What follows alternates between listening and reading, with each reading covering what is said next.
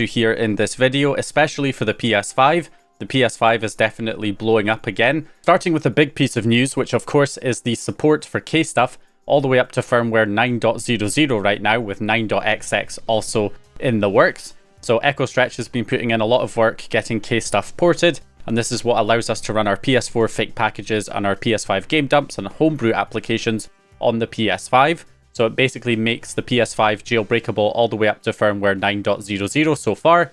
So initially we got, of course, 8.00 support, followed by 8.20, then 8.40 and 8.60, and now 9.00. And this also includes the DLC fix for PS4 fake packages, which means you can install your PS4 DLC as fake packages normally, just like you do on PS4. And the DLC content should be available when you load the game, whereas previously it had to be packed and patched as part of the update file in order to get it to work. That was kind of a bug for quite a while, but that issue has now been resolved as well. So we have all of those fixes, as well as being able to run our PS5 game dumps and PS4 fake packages up to firmware 9.00. Now, of course, this also means that a lot more PS5 game dumps are going to be available and playable on these higher firmwares. So we've got games going up to sort of late 2024 that are now playable, like Silent Hill Remake and Baldur's Gate 3 and many others that are now supported. Whether or not you should update really comes down to your own personal preference. Obviously, there are arguments for staying on older firmwares, like getting access to more complete exploits and being able to do things like maybe run Linux on the console in future. And then, of course, there's reasons to update to be able to access more games. But of course, at the end of the day, it really depends on what you value more. And you also have to bear in mind that once you go past firmware 5.50, you can no longer use the web browser to run the jailbreak. And once you go past 7.61, you can no longer use the Blu-ray exploit to jailbreak the console, and you have to use the Japanese games with the Lua exploit on 8.00 and higher.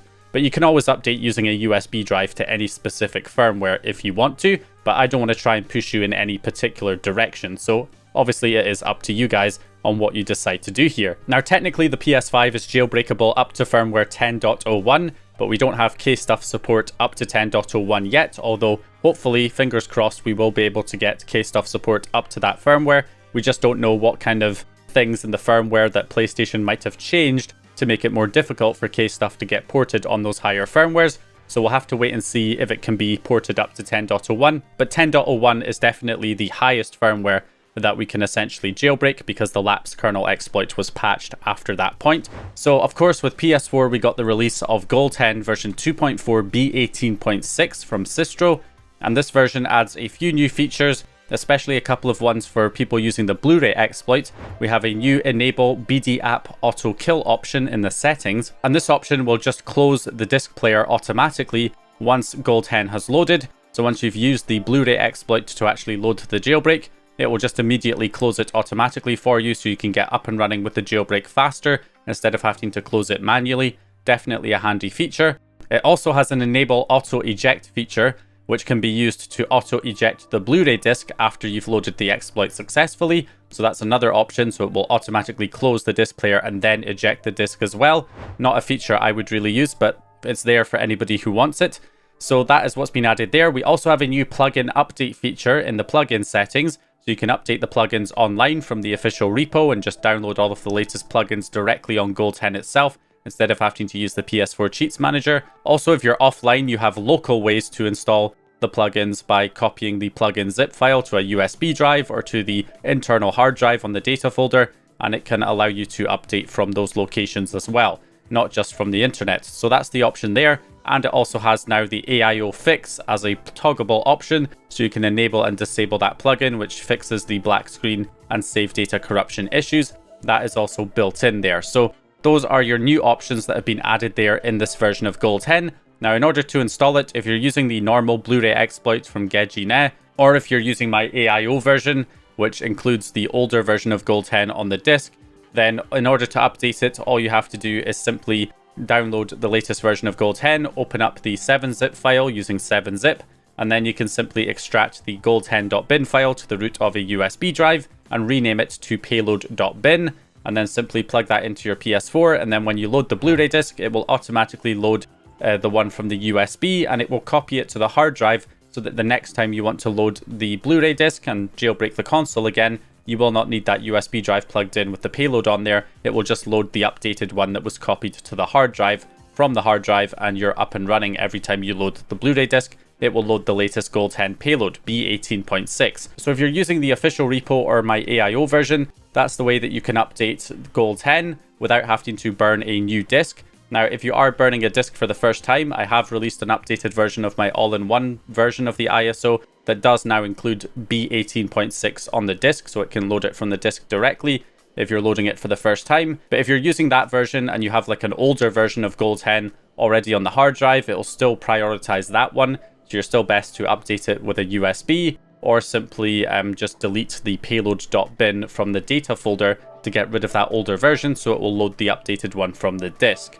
So anyway, those are your options there for getting things up and running with GoldHEN. Now, something that also applies for PS4 and PS5 is that the Lua loader now has another officially supported title. So we've got Aerial Life, so CUSA 17122, so that's another Japanese game that can be used to load the Lua version of the exploit to jailbreak the PS4 or PS5. It's an alternative method to using the Blu-ray disc, and it does have at least one advantage over the Blu-ray method. Well, two really. One advantage is that it loads a lot faster, because it takes longer to load up a Blu-ray disc than it does to get the game loaded to run the save. The auto Lua loader runs faster, so that is one benefit. But the other main benefit is that you don't require the asynchronous IO fix, the AIO fix, that fixes the black screen and save data corruption issues, because the Lua version of the exploit that's loaded with the Japanese games does not have that issue. So there's no patch required to fix the black screen and save data corruption issues, because you don't have black screen or save data corruption issues when loading the jailbreak from the Lua exploit from the save file with these Japanese games. So the other interesting thing here is a lot of these games are now in stock. They were out of stock for a long time, but places like PlayAsia and CD Japan, they are kind of back in stock, a lot of these games. A lot of it is because there's not people trying to pick up these games to jailbreak their PS4s when they can use a Blu-ray disc, which is easier. But if you're on a PS5 and you're looking to jailbreak your PS5, it's a good idea to get your hands on one of these games, because of course on firmwares above 7.61, the only way we can jailbreak the PS5 is using this Lua exploit right now. And this userland exploit works all the way up to the latest firmwares on the PS4 and PS5. So still definitely worth getting a copy of one of these games, especially since they're not in as high demand as they were just a few weeks ago. We also have a new build of etaHEN that was released, version 2.3b by Lightning Mods.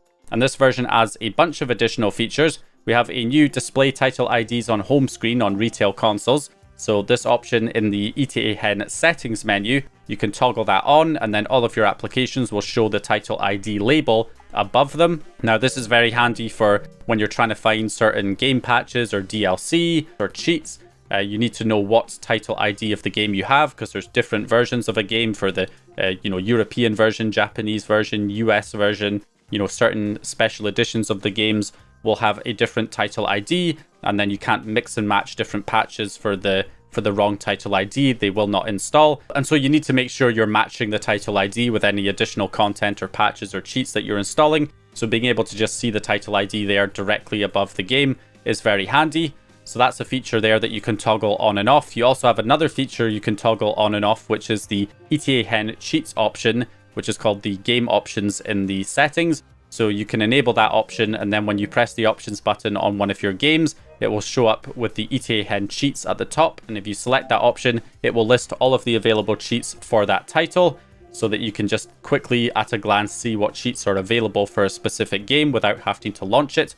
But when you do launch the game, you can also use that menu to also toggle the cheats on and off when the game is running. So you have that feature added as well.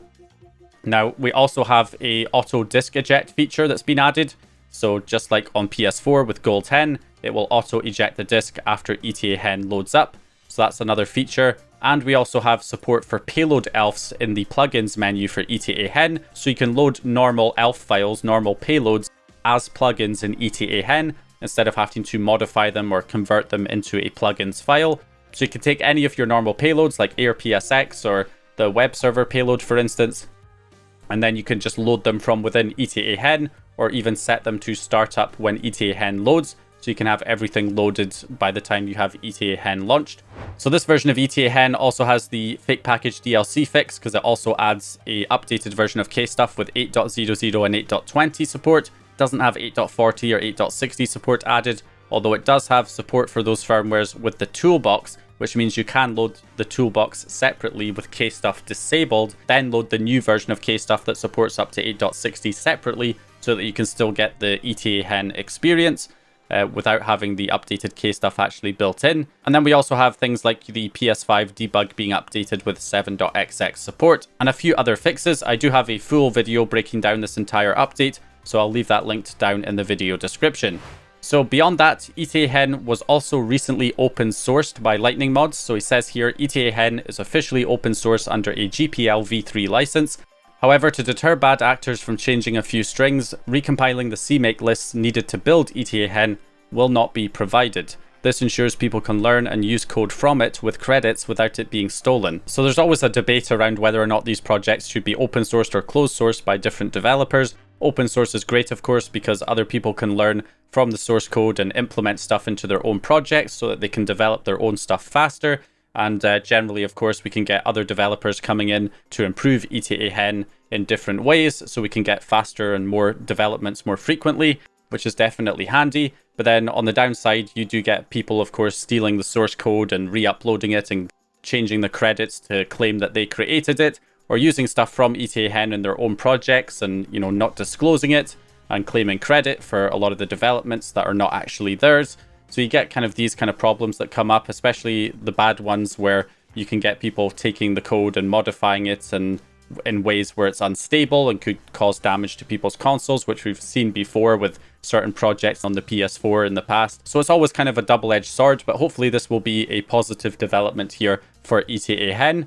So beyond that, we also, of course, have a update to the Blu-ray exploit for the PS5 from Victorious X, the PS5 BD Jailbreak, which works up to 7.61. So this version includes timing changes. So we've got timings changed between payloads for better stability. It's also updated etaHEN to version 2.3. The latest PS5 debugs included with 7.xx support. The latest elf loader's also been added. And then we also, of course, have the web server payload and FTP payloads have also been updated in there if you're using the Blu-ray exploit to jailbreak the console. And of course, the latest version of etaHEN has also been updated in the web browser version of the exploit as well, if you're using IdleSauce's version with the UMTX2 exploit. So that has also been added there. Anyway, that's going to do it here for this news update. So hope you guys enjoyed this one or found the information useful. If you did, please leave a like and subscribe. And as always, I'll hopefully see you guys in the next one.